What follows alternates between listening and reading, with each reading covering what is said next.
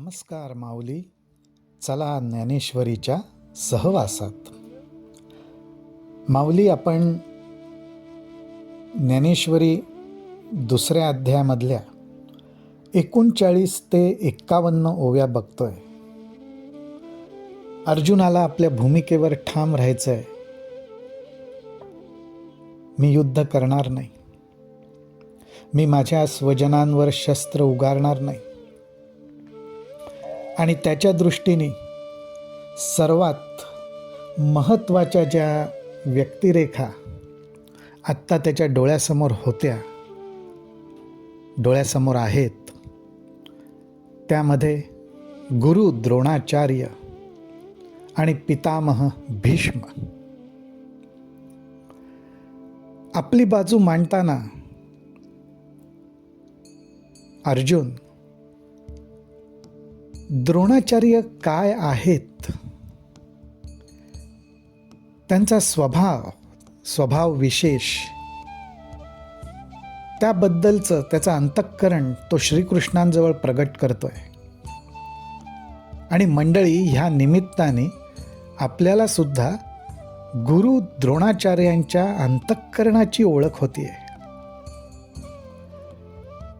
अर्जुनाने गुरु द्रोणाचार्यांच्या अंतःकरणाची ओळख करून देताना अशा उपमांचा आधार घेतलाय की खरोखरच त्या विलक्षण आहेत. अर्जुन म्हणतो, हे गगन, हे आकाश अफाट आहे, परंतु एखाद वेळेस तेही मर्यादित होईल. परंतु खरोखरच गुरु द्रोणाचार्यांचं हृदय हे अगाध आहे. समुद्र वरवर गंभीर वाटतो, परंतु आतमध्ये त्याला क्षोभ आलेला असतो, उसळलेला असतो. पण द्रोणाचार्यांचं चित्त कधीच क्षुब्ध होत नाही. त्यांच्या अंतःकरणात कधी खळबळ होणार नाही, याची मला पूर्ण खात्री आहे. प्रेमासाठी फक्त एकच उदाहरण देता येतं, ते म्हणजे आईचं प्रेम हेच खरं आहे आणि ही गोष्ट खरीच आहे. परंतु द्रोणाचार्य म्हणजे प्रेमाची साक्षात मूर्ती आहेत, करुणेचं उगमस्थान आहे. माऊली, आपल्याला ह्या ठिकाणी द्रोणाचार्यांची ओळख घडते आणि ही आपल्या ज्ञानोबारायांनी टिपलेली आहे. अर्जुनाच्या अंतःकरणातले भाव गुरु द्रोणाचार्यांबद्दल असलेले टिपलेले आहेत आणि ओवीच्या रूपाने आपल्यापर्यंत ते पोचवलेले आहेत. हे आपलं भाग्य आहे. अर्जुनाचे शब्द पाहण्यासारखे आहेत. देवा समुद्र गंभीर ऐकिजे, वर तोही आहाच देखिजे, परी क्षोभू मनी नेणिजे द्रोणाची. हे अपार जे गगन, वर तयाही होईल मान, परी अगाध भले गहन हृदय याचे. वरी अमृतही विटे, की काळवशे वज्र फुटे, परी मनोधर्मू न लोटे विकरविलाहा. स्नेहा लागी माये, मणिपे ते किरू होये, परी कृपा ते मूर्त आहे द्रोणी इये. माऊली, ह्या ओव्या खरोखरच बघण्यासारख्या आहेत. द्रोणाचार्यांच्या स्वभावाची ओळख करून घेण्यासारखी आहे. आणि हा गुरु द्रोणाचार्यांचा अनुभव साक्षात अर्जुनाने घेतल्यामुळे युद्धभूमीवर समोर गुरु द्रोणाचार्यांना पाहिल्यावर त्याच्या मनात गुरु द्रोणाचार्यांकडून प्राप्त झालेलं प्रेम, करुणा, आशीर्वाद, त्यांच्याकडून मिळालेली विद्या आणि त्याविषयी असलेली अफाट कृतज्ञता ही अर्जुनाच्या अंतःकरणात दाटून आली. आणि त्या क्षणी त्याला गुरु द्रोणाचार्यांकडून काय अपराध घडलाय ह्याचं स्मरणही राहिलं नाही. पण श्रीकृष्णांना त्याचं स्मरण होतं, पूर्ण जाणीव होती. आणि ही गोष्ट लक्षात घेण्यासारखी आहे की एकीकडे अशा अंतःकरणाचा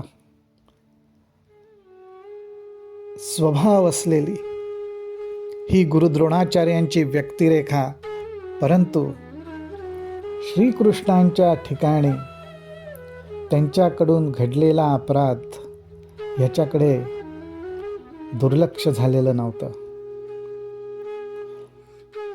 अंतःकरण इतकं विशाल, इतकं करुणामय, मृदू होतं, परंतु योग्य वेळी गुरु द्रोणाचार्यांकडनं जे अपेक्षित होतं ते घडलं नव्हतं.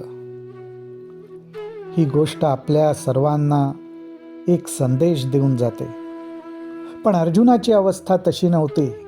त्याला असं वाटत होतं की अशा गुरु द्रोणाचार्यांवर मी शस्त्र उचलणार, बाण सोडणार आणि त्यांच्या रक्तात भिजलेले ते बाण ज्यांच्यामुळे मला जय प्राप्त होणार आणि मग